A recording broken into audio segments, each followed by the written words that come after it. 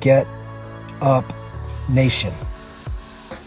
My name is Ben Biddick. I am the creator and host of the Get Up Nation podcast, where I serve individuals, organizations, and societies to develop and sustain resilience and perseverance. I'm the co-author of Get Up, The Art of Perseverance, with former Major League Baseball player and CEO of Lurong Living, Adam Greenberg. The Get Up Nation podcast is brought to you in partnership with GotYourSixCoffee.com, where Navy veteran Eric Hadley is committed to serving first responders, veterans, and their families through a variety of nonprofit organizations. No stranger to adversity, Eric has fused necessity of coffee with his passion for public service. You're already purchasing coffee. Why not empower your coffee with purpose? Why not purchase coffee that not only has your six, but also has the backs of those who don a uniform of service for our communities and great country? Learn more about Eric and his freshly roasted, award-winning coffee at GotYourSixCoffee.com. Welcome to this episode of the Get Up Nation podcast. Recently, I had the honor and privilege of speaking with Sean Long. Sean recently launched his own nonprofit company called Charlie Mike, where he helps restore a sense of normalcy to veterans and first responders with invisible wounds through group activities. Sean suffered traumatic brain injury during his service in the United States Army and is committed to serving those who have experienced similar challenges in their life. I relish the opportunity to speak with Sean about how he stays resilient through it all. Thank you to Andrea Bryant, an operations associate at American Corporate Partners, who is dedicated to helping veterans and spouses find their next career after military service. More than 15,000 veterans have completed American Corporate Partners mentorship program, where ACP hand selects a mentor for America's top companies to share their expertise and guidance with veterans and spouses seeking to create successful businesses. Sean, first off, welcome to the show. Thank you very much. I really appreciate you having me, Ben. Will you share where you live and operate your organization? I am about 30 minutes north of Fort Bragg, and we are at the beginning phases of Charlie Mike right now. I did 12 years in the Army. All my 12 years happened to be at Fort Bragg. I spent my first 8 years in the Airborne Infantry, and then I spent the last 4 years of my career in the Special Operations, Civil Affairs. I have been a paratrooper for all 12 years, with approximately 64, 65 airborne operation jumps. I've been deployed to Iraq, Afghanistan, somewhere in Africa, and Haiti. Will you share some of the adversity you've experienced during your life? Absolutely. As a young child, out of a very interesting childhood. My parents were not together, so I was kind of the young man in the house, which was great because it taught me a lot of respect for women and adults at a really early age. So I think that really kind of benefited me growing up. And I took all the challenges that I was faced with and really turned them into opportunities.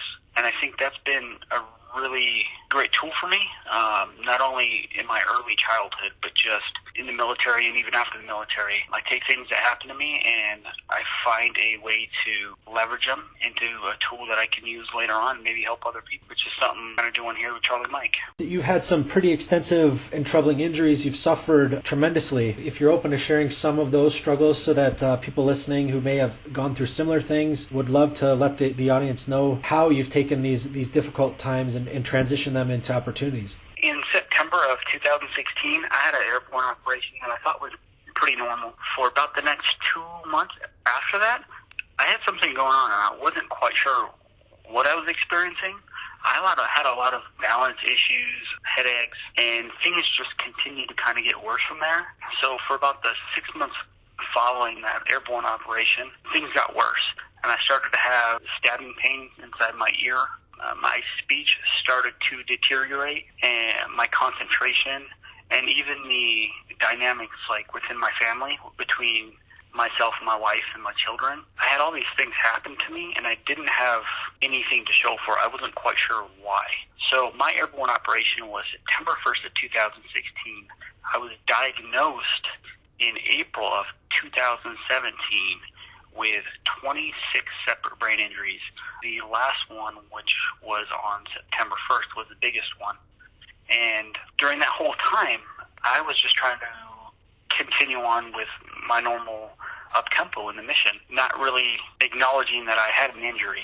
And I was trying to get help, and none of my doctors could explain it. None of my medics, my doctors, none of the doctors at the hospital could explain it.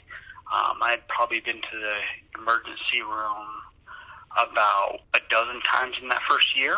It took me an additional 2.5 years before I was out processed out of the military, and I'm still being seen today. But the biggest thing that I've had to face is some of the doctors really not understanding the depth of the injury. My number one complaint this entire time has been the pain. This type of pain is actually called the suicide disease because a lot of people cannot live with the nerve pain inside their head. A lot of people get it more on their face. I have a lot of issues on my jaw and inside my ear, which affects the balance as well. So having to deal with that on a daily basis is quite overwhelming, which would be an understatement. But I knew I kind of had to figure something out, that I couldn't be the only one going through this. So I decided to start Charlie Mike and to try to get the word out. Really, my number one priority is trying to get injured vets and first responders out of the house, right? Because I know when I was injured, I kind of buried my roots here at the house and I just would not leave. I think it's really important to be self-aware and to acknowledge what you may be faced with. Yeah, that's vital to face these things. In that isolation can really compound a lot of the challenges that you're facing when you feel alone, when you are not connected. You know, obviously we're concerned about our veteran community, the alarming suicide rate. So I love your proactive attitude where you recognize that you needed to make some changes or you needed to not isolate. In true selfless service and that true spirit of serving others, you've created it not just for you, but for other people who may be experiencing similar things. Absolutely. You know, I'm looking to try to help first responders as well. Right. Military and first responders, we understand what it's like to go out and to try to make our country, our communities better. We're trying to really improve that. And when we get hurt, in the capacity that I was hurt, it was a huge hit to who I was on a daily basis, right? Right. Many of the things I used to enjoy doing, overnight I couldn't do anymore. So fishing, going to the gym, a lot of things like that just completely ceased overnight. I couldn't do that stuff by myself anymore. And I want people to know, I want others going through that to know that Charlie Mike is trying to do something about that. We want to be able to affect that space. You know, going out and doing group activities where you can be around other people that have been through some similar things, and we can understand what it's like, at least to some capacity of what our fellow brethren are going through. Right. And of the vets that have been to Iraq and Afghanistan, there's over 260,000 diagnosed TBIs. They lack social interaction, personal activity, and mobility. And what I'm trying to do is help, you know, build confidence in relationships to inspire a way forward. As you were going through these dark times, what was your go-to as far as getting up from these challenges, as far as overcoming these things? Was it largely creating that organization? What sort of day-to-day things did you do that kept you motivated, kept you connected, and refusing to give in, having that mental toughness? So there's three different things. So one is the idea of never quitting, right? Right. It doesn't matter what we're faced with. I don't believe in the word failure, right? Mm-hmm. I think obstacle is a better word to look at things. Mm-hmm. And what I mean by that is I think the only time that you fail is when you quit at something, right? I think something can continue to make things difficult for you, but if you understand that I'm going to keep chipping away at whatever it is, eventually I'm going to figure it out. So I think having a never quit attitude is the first thing. Something that really helped me personally and my family is actually working with dogs, right? And the reason why I say that is dogs will give you everything. They will give you absolutely 100%, and they don't ask for anything in return except for your friendship. And working with dogs really kind of helped pull me out of my funk. And then the third thing is, in the back of my mind this entire time, I had to continue to tell myself, like, Charlie Mike isn't just about me. It's about the community, right? And being able to do something for the community in a different capacity, I'm not looking to be as big as doing the Warrior Project. What I'm looking to do is just to make an effect in my community, that being first responders, military personnel, vets, in whatever capacity I can. So if we have 260,000 vets with TBIs, that's 260,000 people. And that's just the ones we know of that are already diagnosed. I'm sure those numbers are much higher now. And I would like to be able to make a dent in those numbers and at least be able to help some people out going through some of the same things I've already experienced. I know how challenging and difficult it can be. If I can change one life, that'll be enough for me. That sense of community and tribe is profound. Keeps us from being isolated. We discover things that we're thinking to ourselves that would just happen to us, but instead we're realizing that it's happening to other people too. And that can be comforting in knowing that you're not alone, and that there's people you can call or spend time with to help you get out of the house, to help you achieve new goals, to work your way into a transition out of something, like you said, that hit on our identity when we're serving at that capacity, where we are going into hostile situations, when we are there to protect people and we're there to take strategic action without hesitation in order to ensure the safety and security of our home and our country. That is a profound duty. That is an extremely satisfying honor of being part of that. There's a huge amount of sacrifice that comes from that, and oftentimes when we transition towards the civilian world, it's difficult to really find something that meaningful, that exciting, that consuming. We go to work for a business, sometimes we have less satisfaction, or we don't like working for that company because we're not finding that greater sense of honor and service and really improving people's lives. But with this company that you're creating, I can see how that has that same depth and significance and importance that lets you know that what you are doing and spending your time and energy on is really helping people. It's liberating people out of destructive cycles of isolation, and just moving how many people forward with positive, connected action. Yeah, you're absolutely right. And it doesn't have to be a big, huge event that we're looking to do. It can be anything super small, from a food truck rally, a barbecue, throwing horseshoes, all the way to full camping expeditions. Sure. I'm looking to be able to reach a wider audience and not be closed-minded and limit myself to what we can actually do, because there's a lot of people, there's a lot of vets that may have injuries that when you look at them, you never think twice about it. Right. And the reality of it is some of them may look functionally fine, but the reality is they might not be functionally fine. Right. And something is getting out and being at a food truck rally might actually be a difficult task for them to be able to complete. When you wake up in the morning, there's something called the spoon theory. The average person has about, they call them 80 tokens to be able to expend their energy during the day. And with a brain injury, you're limited to the max capacity of 20. So you're looking at about 20 or 25% of the energy that you had before to be able to accomplish the same task now. It really takes a lot out of somebody. So something like a food truck rally might be difficult for them to do. But if we can help facilitate that, then, absolutely. I love that. It's helping each other bear each other's burdens, respecting where we're at, our capabilities, and empowering each other to make the most of the life that we do have. For those who want to partner with you, how should they contact you? What are you looking to do here in the near future? So what I'm looking to do here in the near future is actually a couple small different events. One of them would be something like a food truck rally, or even just a day hike. If they would like to reach out to me, my website is charliemikeorg.com, and my email is Sean, SEAN, at charliemikeorg.com. How American Corporate Partners has helped you transition?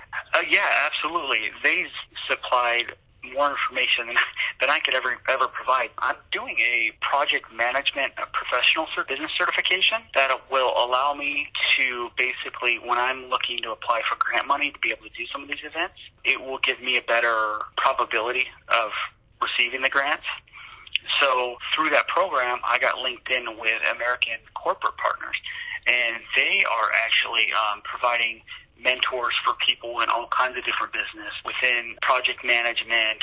I know there's other soldiers going through some IT stuff and some other business certifications. For those that apply through ACP, they all have a mentor. My mentor, Susan, she's awesome. Whenever I have an idea of the direction I want to take Charlie Mike, and I'm not quite sure if I should, make a hard left or a hard right, I'll bounce some ideas off of her. They've been absolutely wonderful. Chris over at ACP is actually the one that reached out to me so we could do this interview on the podcast, and they're continuing to check in on me to make sure things are going the way that they should be. And for those of you that have not had the opportunity to work with ACP or the O2O program. I really highly encourage it because it's always better at getting more information, right? I believe in taking advantage of any opportunity you have presented to you to the best of your capability, because you never know how things may pan out. And just the opportunity to be able to talk to you on Get Up Nation podcast is really cool for me and doing Charlie Mike. So I want to thank everybody in the ACP and everybody that I've worked with so far just to get me where I'm at right now. I really cannot thank you guys enough. Sean, we're honored to have you here on this show, and I'm honored that these people are doing this and that they've helped you and that they're helping veterans make that transition. It's not easy. And so it is with great gratitude that I have the privilege of speaking with you. Love what you're going to be doing with your organization here, what you've already done. And you may not be aware of this, but at Get Up Nation, we have a program called Get Up Grants, where we provide $50 to people we believe will invest that $50 in something meaningful and significant in order to establish a profound return on investment that makes our world a finer place. If it's okay with you, I'll be mailing you a $50 check that you can use as you see fit to build your organization and what you believe it can be. It's our honor to give this to you. We expect nothing in return other than your commitment to creating this impactful nonprofit that honors veterans, first responders, and their spouses. I'm also going to be mailing you a package of Navy veteran Eric Hadley's Got Your Six coffee to enjoy as you build your business that helps create resilient people who have served this nation. So I just want to let you know that that's coming your way from Get Up Nation. Like I said, the honor is mine to have you on the show. Really impressed by you, Sean. Thank you very much. I really appreciate your time, Ben. And whenever we start hosting some of these events, I'd like to invite you out. And I'd like to do things across the nation. Yeah. I don't want to just limit it to my vicinity, but I'd actually like to travel and be able to help those who's already done so much for us. Yes. So whenever I have any kind of event, I'd like to welcome you to come on out and see what we have going on. That'd be amazing, man. I look forward to it, and I look forward to what we can create together. Our time is getting short here, so I always end the show with 6 questions to help my listeners understand the why within my phenomenal guests. Are you willing to run through these 6 quick questions with me to help us understand how you live such a resilient and inspirational life? Absolutely. All right. Who are you thankful for today? I am thankful for not only my wife, but a very good friend of mine, Tom Israel. He has a company called Track the Dog LLC, and they do really cool nonprofit stuff for injured vets at the WTB here at Fort Bragg. Now that we've covered who you're thankful for today, what are you thankful for today? I'm thankful for life. I'm thankful for being able to get up every day, be able to live my life the way I want. How do you fuel the fire within you? I think I take a step back and I look at the bigger picture. It's more about the community than myself. What's one thing adversity has taught you to value? To cherish the little things. What are you doing today you may have never thought you could? Probably starting a nonprofit for injured vets and first responders. And what will you do tomorrow that you never thought you could? Build my network to be able to help people that may not have gotten it otherwise. All right. How can people learn more about you and your work, Sean? They can check out my website at charliemikeorg.com. Thanks again to Andrea Bryant of American Corporate Partners, a national nonprofit organization focused on helping returning veterans and active duty spouses find their next careers through one-on-one mentoring, networking, and online career advice. It is my honor to talk today to Sean Long. Follow him on social and participate in what he's doing, back him up, and support him with your time, energy, and money. He's doing great things.